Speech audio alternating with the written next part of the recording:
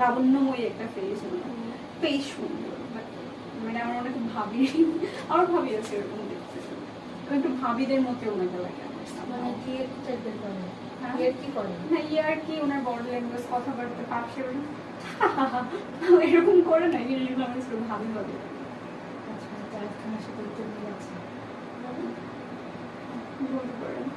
তো acting at least অনেক ভালো করে, অ্যাক্টিং ভালো করে মনে ওরা আমি দেখতে সুন্দর। সামনে থেকে আমি দেখিনি, জানি না, বাট ছবি টবি দেখে মনে হয় সুন্দর, ফেসটা সুন্দর, বাট আর্টিস্ট হিসেবে আমি তাকে সুন্দর বলতে পারবো, সরি।